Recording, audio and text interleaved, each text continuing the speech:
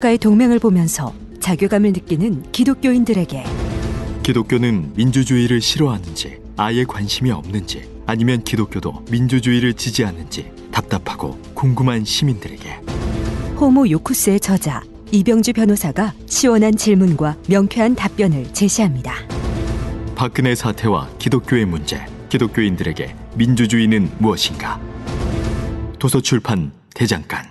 인생을 보고 세상을 보라. 롯데카드 무브컬처 라이프 사진전. 역사에 각인된 기념비적인 순간.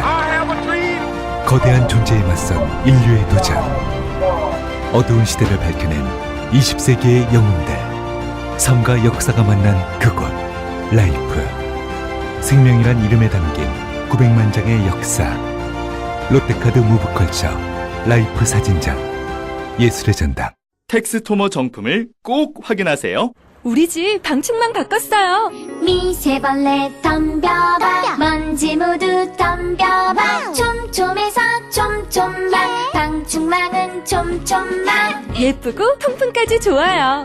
방충망은 촘촘만 주식회사 텍스토머. 텍스토머 정품을 꼭 확인하세요. 우리 집 방충망 바꿨어요. 미세벌레 덤벼봐 먼지 모두 덤벼봐 촘촘해서 촘촘만 방충망은 촘촘만 예쁘고 통풍까지 좋아요. 방충망은 촘촘만 주식회사 텍스토머. 새벽 2시에 깨어났나. 딱히 고민이 있어서 그런 건 아니다. 새벽 5시에 일어났나. 새벽 6. 아우, 이 인간이 잠도 못 자게 화장실을 들락거려. 남성 활력과 전립선 건강. 하루 한 알로도 충분합니다. 소팔메토, 옥타코사놀, 아연, 비타민 A, D, E까지 하루 영양 기준치 100%를 꽉 채운 메가셀 남자의 활력. 지금 바로 인터넷 검색창에 메가셀 남자의 활력을 검색해보세요.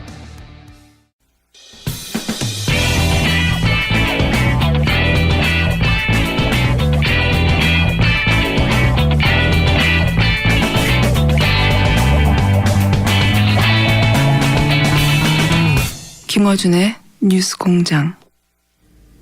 네, 내부자들이 마무리가 안 돼도 항상 끝내왔는데, 네, 오늘은 두 분 다 꼭 했어야 하는 얘기를 못 했다고 해서 3분만 드리고 내부자들을 잠시 이어가겠습니다. 안민석 의원님과 김성태 의원님. 김성태 의원님이 이야기를 하시다가 중요한 이야기인데 마무리 못했다고. 제가 마지막 질문은 홍준표 대표와 정우택 원내대표 간에 좀 갈등이 있는 것 같은데 이거 어떻게 정리해야 되냐고. 예. 자유한국당은 이제 야당입니다. 제1야당으로서 살기 위해서라도 변화되어야 되는 것이고, 그렇기 때문에 여야 관계도 과거에 우리가 민주당의 야당 정치를 신랄하게 공격한 적이 있었습니다. 지금 우리가 야당 되었다고 해가지고 그 방식 그대로 지금 우리가 야당 정치 행위한다는 것은 국민 정서에 맞지 않아요. 그렇기 때문에 이번에는 홍준표 당대표도 이제 지금까지의 독단적인 때로는 가한 발언이나 또 당이 전체 하나로 끌어갈 수 있는 그런 어려움을 야기시킬 수 있는 발언도 많이 했습니다만은 그렇지만은 지금은 여야 관계를 통해서 추경 문제라든지 또 장관 청문회 문제라든지 정부 조직 개편 법안 이런 문제는 조속하게 처리하고 넘어가는 거 맞아요. 그 부분에 많이 잘못이 발생된다면은 홍준표 대표 말대로 그거는 문재인 정권이 또 책임을 져야 되는 것이고, 그렇기 때문에 지금은 홍준표 당대표의 그런 이번 전당대회를 치르고 난 우리 당원들의 뜻을 아마 가지고 본인이 일성을 날린 것 같은데 그 입장이 상당히 존중될 필요는 저는 있다 봅니다. 정우택 원내대표가 지금 홍준표 대표가 뭘 모르는 것 같다고 하는 거는 그 말이 아니라 홍준표 대표 주장이 맞고 거기 힘을 실어줘야 된다는 게 의원님 생각이신 거네요. 말하자면.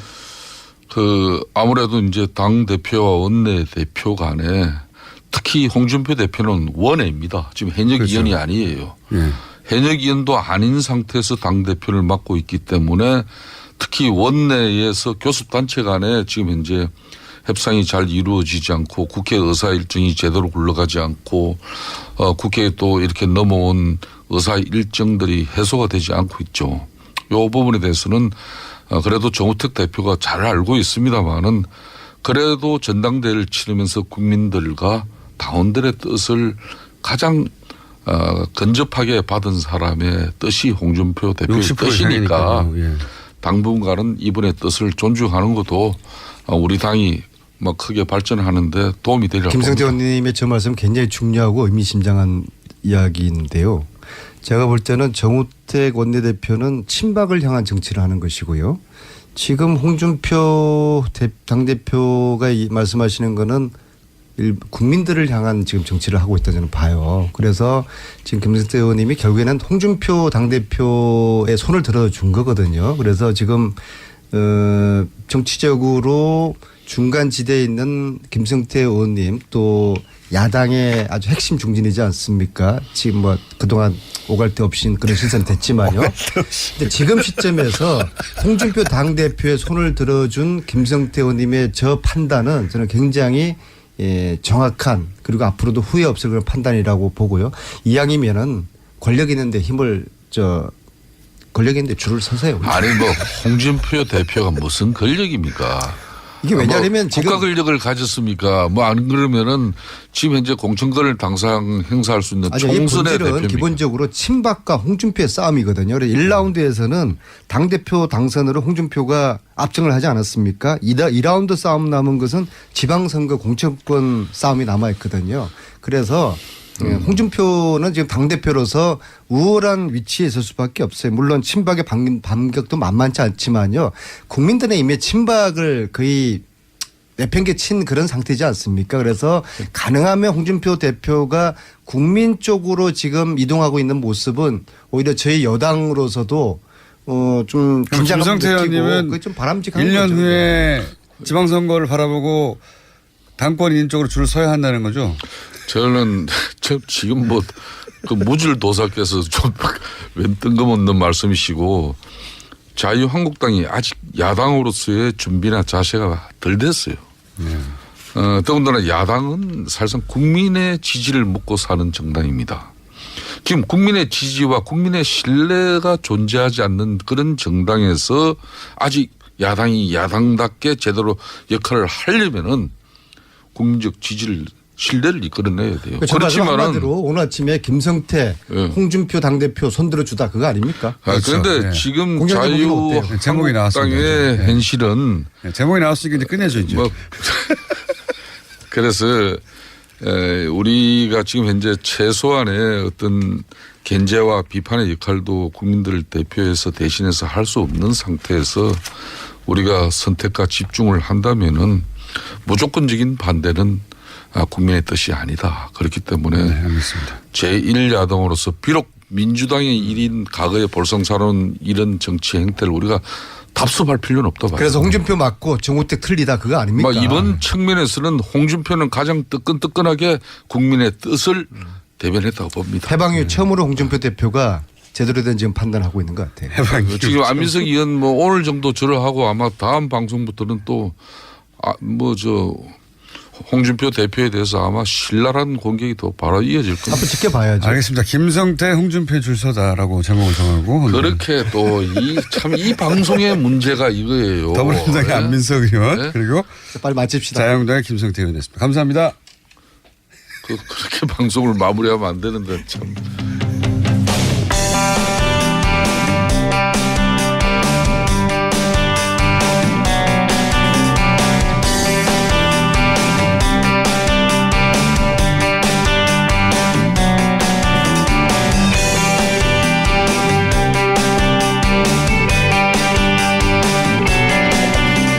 명이 넘는 전국 언론학자들이 KBS, MBC 사장 퇴진과 해직 언론인 복직을 요구하는 성명을 발표했습니다. 네. 언론학자들이 이런 성명을 내는 것은 집단행동에 나서는 것은 이례적인 일인데 이 성명을 주도한 한국예술종합학교 전규찬 교수님 스튜디오에 직접 모셨습니다. 안녕하십니까 교수님. 네, 안녕하십니까. 교수님의 복장으로 굉장히 프리한 복장으로 하고 있습니다. 네. 저희 학교에서는 이렇게 입어야지만 학생들이 교수로 이렇게 그렇습니까? 예. 알고요. 만약에 넥타이를 메고 다니면 혹시 바깥에서 들어온 이상한 사람으로 봅니다. 넥타이까지는 아니시라도 어쨌든 마실 나가는 정도의 복장으로 방송국에 나오셨습니다. 자, 기명으로 보통은 이제 시민단체나 또는 언론 소속 노조가 이런 성명을 많이 발표하는데 교수님들 특히 그중에서 이제 언론을 전공하시는 교수님들이 기명으로 특정 방송사 사장 퇴진하라 하는 요구는 제가 생각하기엔 들어본 적이 없는 것 같은데 왜 기명으로 직접 나서신 겁니까? 사실 뭐 크게 대단한 일은 사실 아니라고 생각합니다. 그동안 없었죠, 근데. 예, 좀 이름을 내걸었지만 뭐 거룩한 말들, 뭐 원론적인 이야기들 할 때는 그렇죠. 이름을 이제 좀 실었죠. 그러나 누구를 콕 찍어서 나가라든지 또 이름을 거명하면서 들어오라라고 했을 때 이름을 건다는 건 좀 부담이 됐던 모양이에요. 그래서 이제 조금 더 많은 분들이 참여할 수 있었을 텐데 인원이 그래도 한 125명 된다는 그런 부담도 있었지 않나는 생각은 듭니다만. 언론학자들이 기명으로 특정 사장을 퇴출시키는 성명에 동참한 핵심적인 이유가 뭡니까? 간단하게 촛불의 명령을 따르는 거고요. 이 촛불이 공영방송 언론도 공범이라고 지명했고 그 공범했던 체제에 있고 가장 탑에 있고 그 많은 책임을 지고 있기 때문에 촛불이 혁명의 정신을 쫓아서 촛불이 명령한 언론 자유, 방송 독립을 이루기 위해서는 그 안에 있는 가장 책임 당사자를 내리고 또 책임 있게 그 안에 들어가서 역할할 수 있는 사람들을 들이기 위해서도 그 부분의 변화는 필요하다는 입장이었습니다.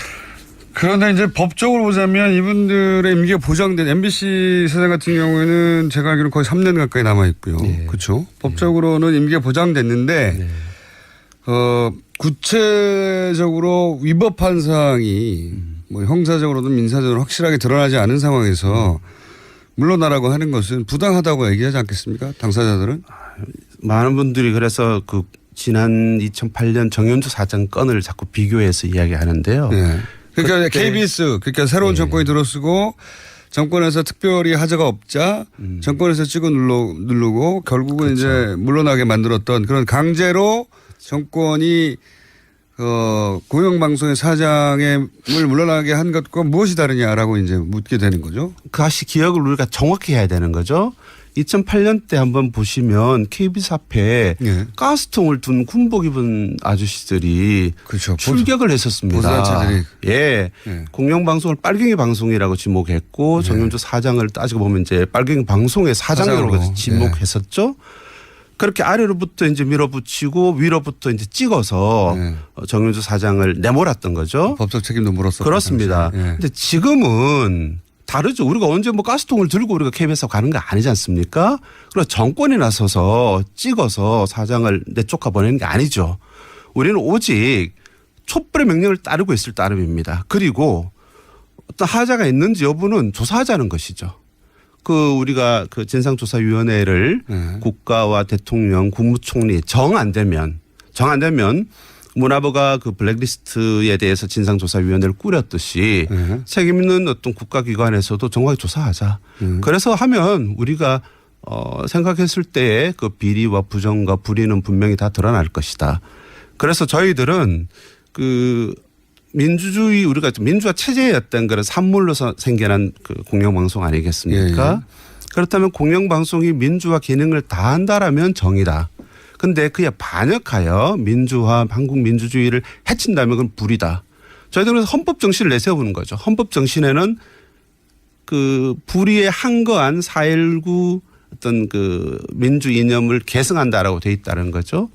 그렇게 본다라면 공영방송의 정신을 지키고 했던 케이스를 내려오려고 하는 것은 불이지만 그 민주화 정신을 계승해야 될 공영방송을 오히려 민주공화제의 어떤 반역의 기관으로 만들어낸 주장에 대해서는 논리를 책임을 물어야 된다라는 생각입니다. 기본 논리는 알겠고요. 그러니까 민주주의의 기본 원리에 반하는 그런 결정이나 혹은 방송이나 혹은 뭐 정권과의 결탁이나 이런 게 있었다라고 보시는 건데 좀 더 구체적으로 그러면 이 사장들이 물러나야 하는 이유는 뭐라고 생각하길래 언론학자들이 나서신 겁니까? 그러니까 좀 더 구체적으로 이런 사건들 뭐 이런 사례들이 있지 않냐. 왜냐하면 지금 위원회를 뭐 조사회를 발족시켜서 조사하자고 하는 건 선우가 바뀌었다고 주장할 수 있는 게 문제가 있어서 불법이고 또는 뭐 대단히 위법하고 혹은 뭐 부당하여서 사례가 밝혀졌기 때문에 물러가야 하고 그 디테일한 조사는 추가적으로 뭐 법정에서 밝히든 조사에서 밝히자 하면 되는데 지금은 조사위를 한번 가동한 다음에 그런 게 밝혀지면이라고 하면 선우가 틀렸지 않습니까? 근데 만약에 그렇다면 세월의 경우는 어땠었을까요? 세월의 경우도 똑같지 않았나요? 국가가 모든 것들을 감추고 드러내지 않아서 많은 의혹과 의문이 제기가 됐고 그 유감이 촛불로 폭발해서 그 상세한 내용들을 알아보자라고 하는 그러니까 국가의 책임 있는 태도가 이제 나타나기 시작한 거죠. 그러니까 이명박 박근혜 정권 동안에 근데 국정원이 어떻게 공영방송 탄압에 개입했는지 우리가 어떻게 합니까? 사장이 어떤 명목으로 블랙리스트를 만들어서 출연진 금지를 시켰는지 우리는 사실 모르는 거죠. 그러나 사실은 있었던 거죠. 그리고 최승호라든지 이런 등등의 해직 언론인 아주 정말 유능한 저널리스트들을 어떤 목적으로 해고했는지 그 과정이 이 사장이나 사장했던 그런 판단으로 되는 건지 아니면 정권에 들어왔는지 아니면 뭐 누가 들어왔는지 우리는 모르는 거죠. 뭐 그동안 있었던 그런 불합리한 결정들이나 또는 보도들에 대해서 원인 규명을 해보자고. 원인 규명을 해야 됩니다. 왜 이런 일이 있었는지. 그렇습니다. 그런 차원에서 국가가 정권이 책임 있게 이 국가가 언론과 공영방송 수준에서 최소한 부도가 나버린 부분에 대해서 책임지고 진상규명하라라는 것이고요. 그런 부분에서 지금 사실은 방해의 공작을 하고 있다고 저는 보는 거죠. 공영방송이. 그런 점에서 공영방송이 제대로 이런 부분에서 어떤 규명이라든지 진실의 보도가 가능한 수준으로 하기 위해서도 책임 있는 당사자는 그 언론의 공론의 장으로부터 후퇴하는 게 맞다.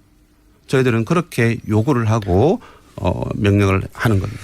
물론 뭐 구체적인 사례들은 예를 들어서 뭐 MBC의 노조나 MBC의 구성 혹은 KBS의 구성원, KBS의 노조로부터 들어야 되겠죠. 구체적인 일을 그분들이 겪었으니까요. 네, 그분들이 뭐 예를 들어서 최근에 KBS 기자 한 270여 명이 말씀하신 대로 KBS 사장, 뭐 이사장 퇴진을 요구하면서 총파업에 들어갔습니다. 네. 어제였나요? 네. 제작거부도 들어갔고 MBC 내에서도 그 직종별로 직제별로 그런 성명과 활동을 한 지가 오래됐죠. 오래돼서 내부적으로는 그런 문제에 대한 공감대가 어느 정도 있는 것 같은데. 맞습니다. 그래서 구체적 사안은 그럼 거기서 들어본다고 치고 그럼 언론학자들이 요구하는 거는 이런 움직임이 있고 실제 문제가 많으니까 가만히 있지 말고 정부는 그러면 조사회를 구성하라. 이게 첫 번째 요구입니까? 예. 우리 4개 내세운 요구 중에 하나인 건 분명하고요. 네. 이 싸움을 언론사 공영방송 내에 있는 사람들에게 국한시키거나 그렇게 전부 다 맡기지 않겠다라는 단호한 결심입니다. 그러니까 그들끼리만 싸우고 잘 안 알려지고 있는데 완전 고립되어 있는 거죠. 밖에 있는 같은 영역의 전문가인 우리가 네. 좀 더 자유로운 우리가 이분들을 도와줘야 되겠다. 아닙니다. 아닙니까?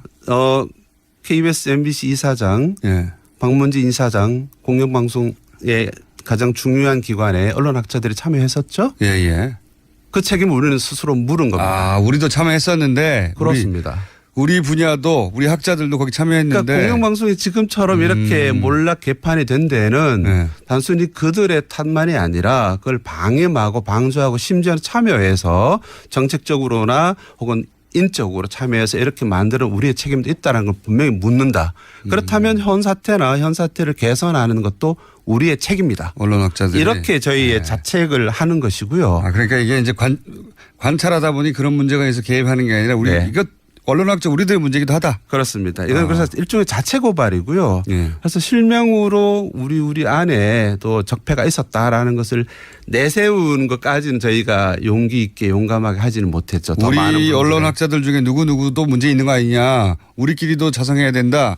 여기까지는 못 하셨다고요? 까지는 익명으로 동료들이다 보니 처리했습니다. 좀 더 많은 분들의 이름을 얻기 위해서 불가피하게 했었고요. 그러나 그 부분은 다시 학교로 돌아가서 학교 내에서 학교에서는 비판적인 어떤 그런 다툼과 문제 제기로서 사실 지식인 사회나 학교가 망했지 않습니까? 지난 정권 동안에.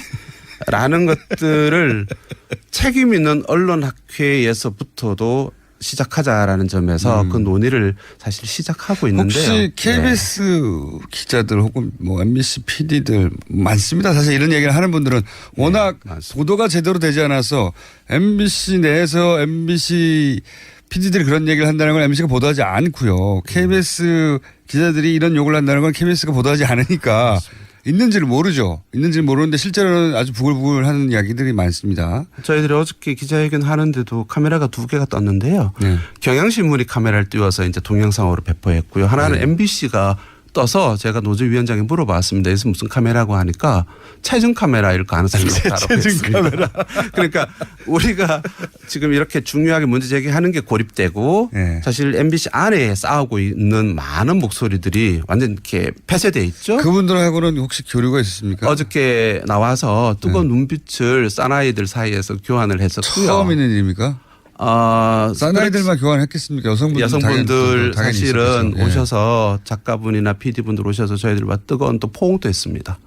처음으로 혹시 언론학자들과 이런 그 공영방송 내 구성원들과 만난 겁니까? 언론학자들은 사실 자존심도 세고 또 부끄러움이나 이런 소박해서요. 이렇게 서명은 하지만 직접 가서 직접 나서 이렇게 하긴 되게 어려워서 의외네요, 그것도. 예, 그래서 직접 그 걸음을 했고 많은 분들 MBC 그렇게 기괴하게 큰 거 처음 봤다라고 하신 분들조차 있었습니다. 그 방송국이 상암에.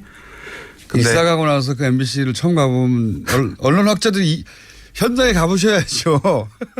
하나는 뭐 수치감이고 하나는 불쾌감이고 하나는 거리감들이 있어서. 우리는 학자니까 이런 것도 있군요. 또 꼴보기 싫었던 측면도 아니겠습니까? 싫었던 측면도 있고. 이런 언론학자들이 나서서 공영방송에 공개적으로 문제 제기를 하는 것은 내부적으로 힘들게 싸우시는 이 구성원들한테는 큰 힘이 되겠네요. 예, 말씀드렸다시피 뭐 저희 뭐 언론 등상에 있는 활동가 입장에서 자주 봤던 표정과 어제 몇 분 아니지만 125명 이름으로 학계 이름으로 왔을 때 그분들 대하는 표정은 정말 달랐습니다. 학자들이 이런 자리를 오히려 찾아가서 기자들과 구성원 PD들과 여기서는 학문적인 관점에서의 관점도 그 이론도 논리도 제공하고 그쪽에서는 절박한 상황에 대한 구체적인 사례들도 학자들에게 전달하는 만남의 장이 더 있어야 되지 않을까요? 그래서 제가 이야기할 때 부끄럽다고 말씀드렸고요. 그동안 그렇게 못했던 게? 뭐 개인적으로는 인정 안 하고 싶습니다만 다수의 주류 언론학자들은 권력의 주구였다. 권력의 핵심이었다. 그렇기 때문에 현실의 사정을 청취하기는커녕 오히려 조장한 책임이 있다. 그래서 걸음을 계속하고 이 부분에 대해서 당신들이 책임져라라고 하는 강한 질책과 비판의 목소리들을 안팎에서 많이 제기할 필요가 있습니다. 저희도 사실은 뭐 라디오 방송을 하고 있기 때문에 이 KBS나 MBC 방송의 내부 동향이나 혹은 그 뭐 해고되신 분들이나 혹은 그들 느끼는 문제의식에 대해서 관심이 많아요. 그러실 것 같습니다. 관심이 많은데 이분들 인터뷰하는 게 그렇게 녹록하지 않습니다. 쉽지가. 왜냐하면 그분들을 인터뷰하는 순간 그분들은 또 사내에서 한편으로는 그런 주장을 하는 시민이기도 하지만 또 한편으로는 직장인이잖아요. 직장인으로서는 바로 불이익을 당하거든요. 맞습니다. 하기가 쉽지 않아서 이 문제를 다루기가 쉽지 않습니다, 사실. 사실은 뭐 최승호나 이런 관록 있는 선수들이야 놔둬도 지들이 알아서 이제 싸워갈 텐데 그 어린 친구들 이 스스로 양심에 따라서 움직이는 친구들은 정말 보호가 필요합니다. 제가 이 행동을 시작하게 된 거는 MBC의 가장 그 말단 그 기자가 있었습니다. 실명을 밝혀도 될지 모르겠는데요. 밝히시죠, 뭐. 예, 곽동건 기자가 그 공채의 마지막 기수인데요. 보도국에 그 이제 들어간 친구들과 함께 이 투쟁에 가담을 했습니다. 내가 알고 들어왔던 MBC가 아니다. 뭐 이런 거죠. 그렇겠죠 아마도. 더 이상의 수치와 모멸, 환멸은 거부한다. 그래서 사실은 그 친구가 이제 저희가 제 학교에서 직접 가르친 친구는 아니지만 언론학자라서 언론학을 공부해서 공영방송에서 한국 민주주의, 언론 민주주의를 책임지겠다고 들어간 친구들이죠. 그런 친구들에게 우리가 힘을 보태는 것은 물론이고 우리가 책임을 져야 된다는 거고요. 그 친구들이 사실 제가 동거나 선생들도 나간다. 버텨라. 김장겸은 아웃. 박동건은 스테이. 뭐 이런 목청을 냈을 때도 알면서도 그 친구들은 저희들이 갔을 때도 제 1인 시위 때나 우리 기자회견 때 나오지 못합니다. 그렇지만 저희들은 다 아는 거죠. 자, 오늘은 그런 성명이 났다는 소식까지 전하고요. 네. 앞으로 한 번 더 모시면 그때는 뭐 KBS, MBC 그 당사자들, PD 네. 또는 뭐 기자 이런 분들과 함께 다시 한번 이 자리를 마련하고 싶은데 앞으로 계획은 어떠십니까? 하나만 좀 말씀을 좀 짧게 드리죠. 이걸 공영방송에 있는 기자 언론인 문제만으로 우리가 국한시키지 말자라는 거죠. MB 박근혜 기간 동안에 언론과 표현의 자유로 억압받은 많은 민중 대중들이 있습니다. 우리는 뭐 국제적인 질서로도 계속 그렇습니다. 이 문제까지를 언론 탄압 진상조사위원회에서 다루려고 하는 것이고요. 최승호도 그렇게 말했습니다. 해직 언론이 몇 명인지를 자꾸 말하지 말자. 그만큼 고통 많은 사람들과 문제에 대해서 우리가 눈길을 돌리자라고 했고요. 해직된 분들은 상징적인 부분들이고 사실은 남아있는 사람들도 그런 고통이 그렇죠. 많고. 익명에 너무나 많은 그로 인해 피해를 받은 것은 국민 다수죠. 그렇습니다. 그래서 저희들은 MBC 뉴스를 안 보게 되는 거 아닙니까? 맞습니다. 안타깝게도. 그렇습니다. 그래서 제가 오면서 생각했는데요. 여기 TBS에서 뉴스 공장이 돌아가지 않습니까? KM에도 뉴스 공장이 돌아가도록 해야 된다. 그래서 저희는 무슨 얘기인지 모르겠지만 하여튼 저한테 유리한 내용인 것 같아서. 지금 공장이 안 돌아가니까요. 그래서 저희들은 글을 KM, KBS, MBC에서도 KBS와 MBC에도 그들의 뉴스의 정상적 뉴스의 공장이 돌아가도록 한다. MBC의 뉴스를 생산하는 뉴스 데스크의 공장 기능이 상실됐다.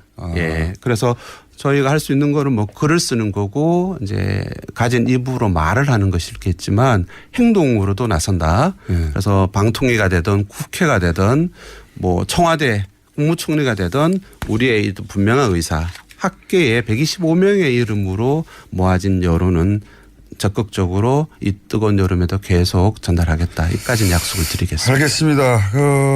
학자들이 더 많이 동참할수록 그리고 어느 시점에 기자들 그리고 PD들 내부 구성원과 함께 나오실 수 있는 시점쯤에 한 번 더 모시기로 하겠습니다. 꼭 그렇게 해 주십시오. 오늘 말씀 감사합니다. 지금까지 언론 학자들의 성명을 주도한 한국예술종합학교의 전규찬 교수였습니다. 감사합니다. 예, 고맙습니다.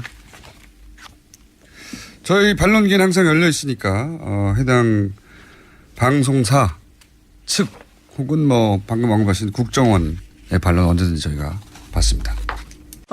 또 떨어졌어. 너 또 입사 시험 봤어? 아니, 차량용 핸드폰 거치대 말이야. 여러 개 사봤는데 실패의 연속이야. 떨어지고 시야 가리고 운전석에서도 멀고 뭐 좋은 거 없을까? 싼 것만 찾으니까 그렇지. 제대로 된 거 하나 사서 편리하게 쓰는 게 더 낫지. 그런 게 있어? 그럼 있지. 1, 2, 3 할 때 2.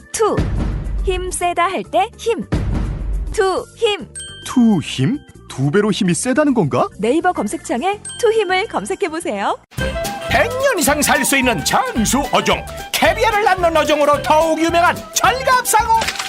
이 철갑상어를 진액으로 만들었다는데 그 이름하여 사랑어. 오메가3, 필수 아미노산, 각종 미네랄, 컨드로이친 등 100년 장수 철갑상어를 진액으로 한 컵에. 좋다, 좋아. 철갑상어 진액 사랑어. 스테미너가 콸콸콸. 검색창에 사랑어. 오빠, 우리 어디 가는 거야? 정수 가지. 와, 우리 말 타러 가는 거야? 그렇게 좋아? 고민하지 말고 장수로 오세요. 온 가족이 즐기는 승마 체험과 국내 최대 규모의 말역사 체험관 등 장수에는 정말 볼 것, 누릴 것들이 넘쳐난답니다. 말의 심장 소리를 직접 느껴보는 장수에서의 하룬 여행. 장수는 항상 가까이 있습니다. 주말 여행은 장수로. 승마 체험 예약은 063-350-5486.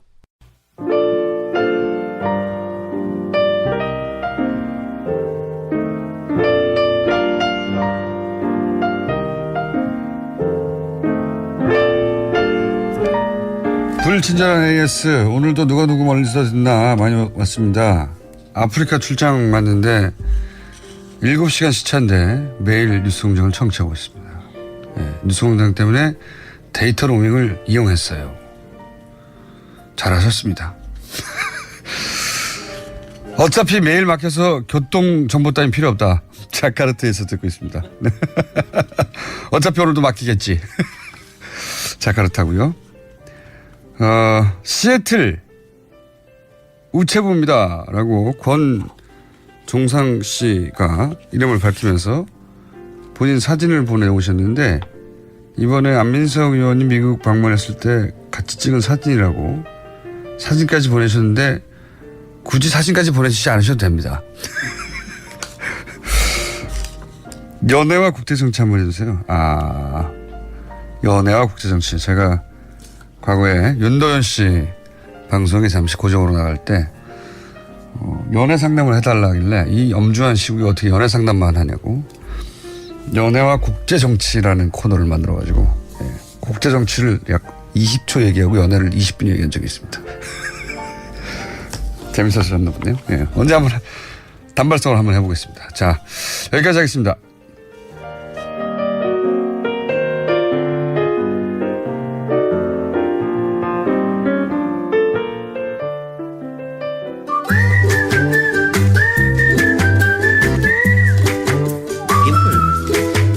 김진애 박사님. 오늘은 평소보다 조금 시간이 길다고 제가 그랬더니 뭐가 기냐고. 길게 김원준 공장장께서 이렇게 말씀을 조금 덜 하시면 길어지지요. 네, 제가 가능하면 참아보겠습니다 오늘은. 네. 그러면 재미가 없죠. 아니 제일 많이 듣는 멘션 중에 하나가 김원준 공장장 좀 그만 얘기하라. 김진애 얘기 좀 듣자. 저는 모든 코너에서 그 말을 듣습니다. 그런데 그거 빠지면은 김원준이 아니죠. 그거는 뉴스공장 그렇죠. 재미없어요. 그럼요. 네. 다들 압니다. 그거. 네. 그러니까 너무 우리도 다 감당하고 있습니다. 감당할 만한 수준이에요. 감당하면 참을만하다. 네. 자, 김진애 박사님이 참을만하다고 하시니까 이 코너에서 김원준 너 입 좀 다물어라 하는 이야기는 계속 해주세요. 그래도 각자 하고 싶은 얘기 하는 거죠. 뭐 청취자들도. 오늘 주제 뭡니까?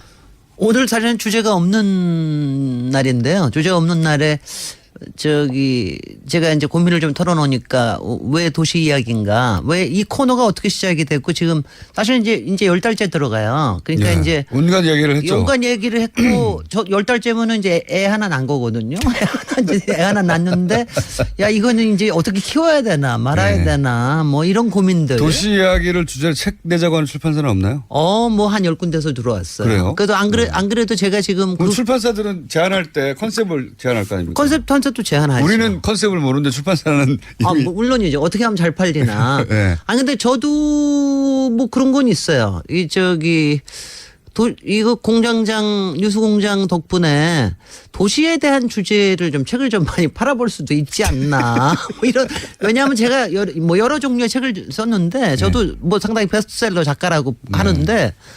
도시에 대한 책은 제가 의무감으로 쓰지만 뭐 얼마 안 나갑니다. 뭐 기껏 나가요. 5만 부 나가는. 사실은 본업은 도시건축가인데. 근데 뭐 실제로 건축 얘기는 조금 더 나가요. 집 얘기나 이런 건 더 나가는데 도시에 대한 얘기는 사실은 이렇게 안 나가거든요. 그거 안 나간다는 게 이제 바로 뭐겠어요. 별로 관심이 없는 겁니다. 혹은 잘 모르거나요. 아니요. 그러니까 그래서가 아니고 모두의 것이라고 얘기할 때는 별로 관심이 없습니다. 그러니까 도시라고 하는 건 내 거기도 하지만 모두의 것이기 때문에 내가 별로 관심 없어도 돼. 집은 소유할 수 있지만. 집은 내 거지. 그래서 건축에 관심이 있는데 그리고 도시는 내가 소유할 수 없잖아요. 그리고 건축은 뭐 이런 또 환상이 있어요. 좀 멋있어지고 싶지 않아? 뭐 이런 거 있잖아요. 나도 멋있게 살고 싶어. 뭐 이런 거. 내 집은 내 마음대로 할 수 있지만 도시는 내 마음대로 할 수 없으니까요. 그리고 도시가 이제 근데 도시에 이제 여기서는 굉장히 재밌어 하는데 공장장은 이제 음모와 그러니까 도시라고 하는 게 여러 측면이 있는데 권력과 음모가 비리와 이런 게 이제 총체적인 데가 도시 아니에요. 말하자면은. 도시에서 다 일어나니까. 그러니까 도시는 정말 그 죄악의 소굴입니다. 소돔과 고모라. 예. 그래서 그런데 이제 그거 얘기를 하는 게 이게 시사 이야기에서는 또 김원준 공장장이 재밌어 하니까 더 재밌을 수가 있는데 이게 책으로 나오면은 재미가 없을 수도 있어요. 제가 그러면 구석에 사진을 넣어서 마치 아니 그래서 제가 제 이야기는 하나도 안 아니 등장하지만 제가 무슨 생각을 다 하고 있냐면은 책 제목으로 김진애의 도시 이야기가 아니라 어중과 진애의 도시 이야기를 해볼까? 책을 팔기 위해서. 그러니까 도시에 대한 그러니까 책을 팔기 위해서는 아닙니다. 저는 책은 꽤 팔고 있는 사람이기 때문에 근데 도시에 대한 거를 분들이 그러니까 제가 저 출판사뿐만이 아니라 굉장히 많은 독자들한테 책 써주세요라고 이제 얘기를 듣고 있는데 문제는 책을 쓰면 이제 안 읽으신다는 거지. 쓸 수는 있으나. 그 다음에 또 하나가 오늘 이제 이 도시 이야기 저거 할 때 왜 이 코너가 그러면 정해졌느냐. 그러니까 저도 그게 궁금했어요. 그러니까 그걸 모를 리가 없다. 방송인도 다 알아요. 작가들도 알아요. 저희 작가들이 기본적으로 박사님의 팬이고요. 오랜. 그건 물론. 아니 저도 걸크러쉬 된다니까. 팬이고요. 그리고 박사님이 하실 수 있는 이야기는 다른 데서 들을 수 없다. 이런 것도 있고 정치도 하셨고 도시도 이해하시고 그리고 건축도 하시고 뭐 사실 다룰 수 있는 주제가 광범위하다. 라는 데서 출발했죠. 실제로 광범위한 주제를 다뤘어요. 아까도 김어준 공장장은 뜨뜻미지근한 거 알았어요. 저는. 그거는. 아니 거기에 대해서 제가 김진애 박사님이 워낙 박학다시 가시고 분야의 전문가시니까 이런 소리까지 들어가면서 재밌다. 왜냐하면 제가 많은 코너 아이디어들 중에 킬한 것도 많거든요. 그렇겠죠. 그거 싫어라고. 김진애 박사님 그건 재밌겠어. 아니 그런데 이런 태도였어요. 아니 그래서 시작한 건 압니다. 그러니까 김어준 때문에 시작된 게 아니라 우리 작가 중에 한 분이 특히 건축가 나오신 작가분이 한 분이 굉장히 이제 저를 좋아해서 이걸 한번 해보자. 책을 많이 읽어봤고 실제로. 그리고 실제로 그 건축가 작가분이 저 때문에 건축가 선택하신 저 때문에 인생을 베린 저하고는 상관없는 이유예요. 저는 그 이유 때문에 한 건 아니고. 그러니까 건축가 나온 사람들은 굉장히 여러 종류의 일을 하는 사람이 있는데 그중에 이제 방송 작가도 하나 나왔어요. 그래서 이제 왜냐하면 건축이 워낙 또 불황이고 그러니까. 작가된 지 오래됐습니다. 그래서 책을 낸 게 아니고. 아니 근데 그게 굉장히 좋은 겁니다. 저는 오늘 얘기가 막 여러 가지로 갈 것 같긴 한데 건축가를 나온 사람들이 여러 다방면의 일들을 할 수가 있어요. 실제로 건축하는 사람들이 박학다식하고 그러니까 관심이 여기저기 많아요. 그리고 감성과 이성이 발달돼 있고 권력에도 관심 있고 정의에도 관심 있고. 그 평균적으로 그런 면이 좀 있는 것 같아요. 그러니까 왜냐 이 분야 자체가 그리고 기술적인 것도 있고 예술적인 것도 있고. 인문학적 소양이 있어야 좋은 건축가가 되잖아요. 그럼요. 그러니까 이게 이런 겁니다. 그러니까 공간이라고 하는 게 인문학적인 꿈을 공간으로 만들어주는 일이거든요. 그러니까 그거에 대한 이해와 열정이 있지 않으면 토목하고는 좀 다른 성향을 가진 분들이 있어요. 토목은 조금 단순하죠. 그 조금 단순하고 단순하다기보다는 저는 단순하다고 얘는 게 토목은 하여튼 가장 큰 목표가 자연을 이기는 거에 있어요, 사실은. 그러니까 뭐 아주 좋은 토목이라면 자연과 같이 사는 거에 있다 그럴 것 같으면 토목은 좀 자연을 이기는데요. 그렇게 출발한 학문이다. 애초에. 그러니까 건축은 좀 여러 가지 욕망들이 같이 있기 때문에 좀 이제 그런 점이 있죠. 건축학과 중에 철학자도 꽤 있고 이름을 날린 건축학자들은 보면 대부분 자신만의 철학을 건축으로 그 유명한 비트겐슈타인 그 사람은 또 건축가로도 잘 알려져 있습니다. 건축 철학자로도 잘 알려져 있고. 그래서 그런 이야기는 일리 있는 이야기고 그리고 권력도 좋아합니다. 가령 히틀러도 건축과 아트지만 이쪽 하려고 그러다가 건축으로 권력으로 빠지기도 하기도 했고.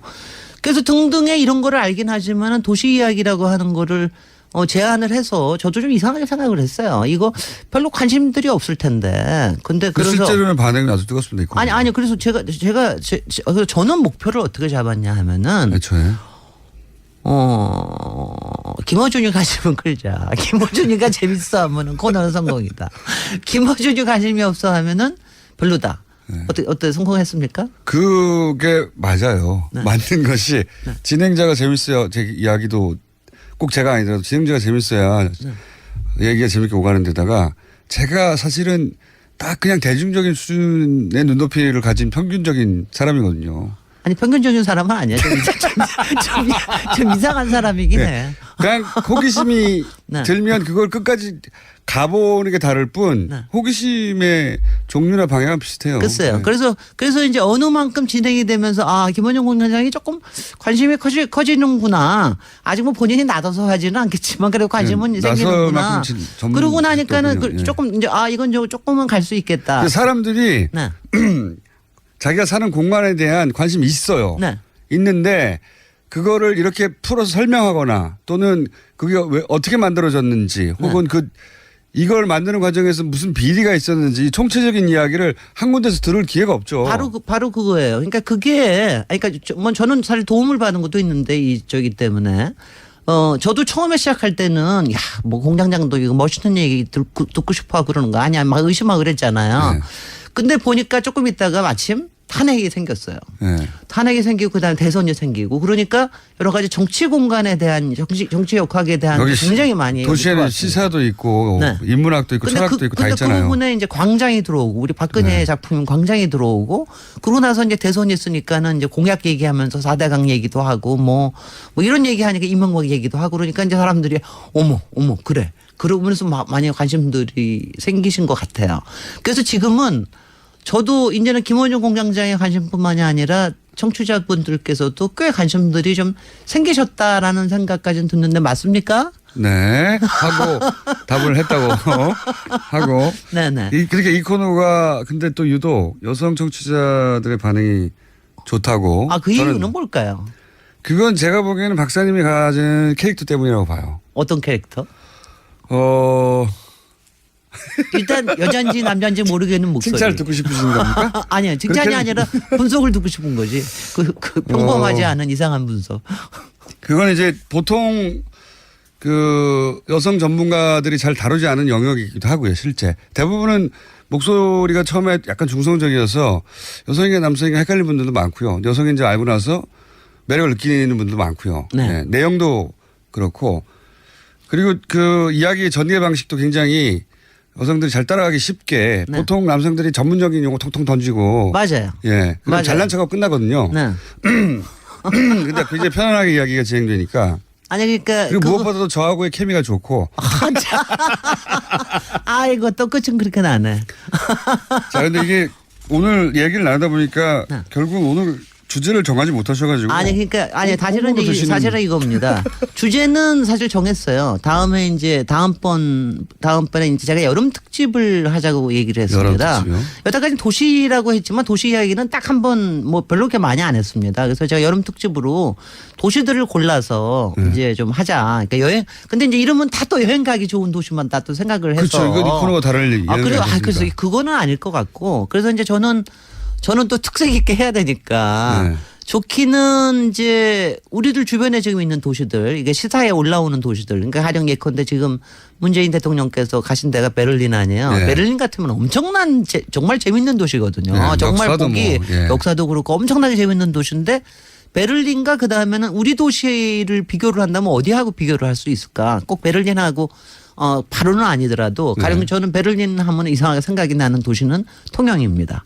통영요? 통영은 또 노무현 대통령이 그렇게 반한 도시인데 먼저 이런 얘기를 이렇게 페어를 섞어가면서 얘기를 하고 싶은데 해외에 지금 화제가 된 도시와 우리의 도시를 섞어서 어떤 점에서 도시 건축가로서 유사한 점이 있다고 보느냐. 근데 뭐 유사한 점이라고 하고 다들 일단 시사로에서 관심 있는 거로 하고요. 그런데 이제 이거를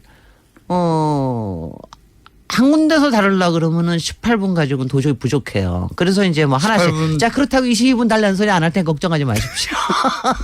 그래서 이제 하나씩 다음 주에는 베를린하고 그 다음에는. 18분 동안 나라의 운명도 다 얘기하고 다 해야 되겠죠. 그리고 그 다음에 통영 얘기하고 뭐 이런 식으로 제가 이제 몇 개를 여름에는 좀 그렇게 가보려고 그럽니다. 여름에 가서 그렇게 하면 그러면은. 좋은 사항이 있습니다. 그렇게 앞으로 코너에 대해서 말씀하시는 거라면 저는 항상 많은 분야에 관심이 있는데 실제로 호기심 많아요. 저는 궁금하면 꼭 예를 들면 어느 나라 궁금하면 그 나라를 가봐야 되고 누가 궁금하면 그 사람을 만나봐야 되고 누가 시키지도 않았는데 그래요. 그런데 세상에 너무 많은 분야가 있기 때문에 다 알 수가 없잖아요. 그런데 건축이나 혹은 도시 분야에 있어서 내가 어디 가가지고 아는 척 할 만큼의 네. 지식, 얕은 지식이지만, 얕지만 얕다기보다는 폭이 좁은 지식이지만 굉장히 깊이 있는 거지 않습니까? 아, 주문도 많어. 하여튼. 이런 거 있잖아요. 예를 들어서 와인 얘기를 하면 네. 와인 그거 어떻게 합니까? 그 오랜 역사와 그 라벨들을 모르니까 포기하게 되는데 5분 이내에 아는 척하는 매뉴얼 같은 거 있어요. 그거 있어요. 그거는요. 예를 들어서 여자를 꼬실 수 있는 거, 남자 꼬실 수 있는 거 있어요. 그 와인 자기가 중에서- 좋아하는 건축가 얘기하는데 남자 꼬시는 거하고 여자 꼬시는 거 완전히 다릅니다. 아, 그래요? 네, 완전히 다릅니다. 그거 중요한 정보. 굉장히 중요한 거. 그런 거 말이죠. 여름 그러니까- 특집으로 그런 그러니까 거. 여자한테 얘기할 때 제가 아까 얘기해서 제가 여자이기 때문에 이걸 어필하는 끌고 부분이 나가는 게 있다고 그러는 게 뭐냐면 이게 호기심이거든요. 네. 그러니까 호기심을 나의 주제를 여기 삶에서부터 푸지 출발을 마시고 해가지고 오늘 다 푸지 안 마시고. 하고 시간이 없어요. 근데 안 해줄 거야. 그렇게 몰래 가르쳐 줄 거야. 짧은 시간 내에 어디 가서 아는 척 할 수 있는 예를 들어서 와인이다 그러면 사람 이름 하나 와인 브랜드 2개 뭐 이렇게 해가지고 그거 알아? 그거 너무 이렇게 통속적인 주문이나 하고 말이죠. 여러분 도시는 사실은 굉장히 여러 가지 얘기가 있습니다. 그 안에 건축도 담고 있고 집도 담고 있고 역사도 정치제도도 있고, 있고 예, 정치도 있고 시세도 있고 그다음에 정말 이 비리와 음모에 관련된 것도 있고 여러 가지 우리 생활에 관련된 것도 있고 우리 지난번에 왜 화장실 얘기하니까 얼마나 신나하십니까? 그러니까 그런 것처럼 그러니까 이 얘기는 무궁무진하니까 여름 특집으로 그러니까 제가 여름 특집으로 하고 10분 만에 김원준 공장장이 잘릴 때까지 할게요. 10분 만에 파악할 수 있는 여름 특집으로 파악할 수 있는 10분 만에 아는 척 할 수 있는 아는 척 매뉴얼. 네. 네. 아는 척 도시에 매뉴얼. 대한 아는 척 매뉴얼 네. 한 두세 번만 해주세요. 도시와 건축에 대해서. 글쎄. 건축 얘기 나오면 이게 어디서부터 접근해야 될지 모르고 건축도 너무 많고 유명한 것도 너무 많잖아요. 근데 그중에 한 두 가지, 세 가지 더 많이 외울 수는 없거든요. 네. 두 가지, 세 가지 정도만 알고 그걸 상대방과의 대화 중에서 너무 많이 아는 사람처럼 보일 수 있는 기술. 너무 많이 아는 사람처럼 보이는 기술. 근데 너무 많이 아는 사람은요 별로 매력 없습니다. 그러니까 두세 가지만 얘기하고. 좀 맛깔지다. 이 사람 좀 뭔가 더 있을 것 같은데 이런 거. 그 빙산의 팀만. 빙산의 팀. 근데 고급스러운 걸로. 네. 그런 걸로 좀 준비해 주시면. 저거 하고 도시 이야기는 책 쓰는 거는 제가 하여튼 7월달 중에 이거 여름 특집 하면서 열심히 고민해가지고 또 생각을 해봐야겠습니다. 자, 다음 시간에 그러면은 도시 건축에 대한 아는 척 매뉴얼 시작하겠습니다. 김재래 박사님이었습니다. 감사합니다. 안녕.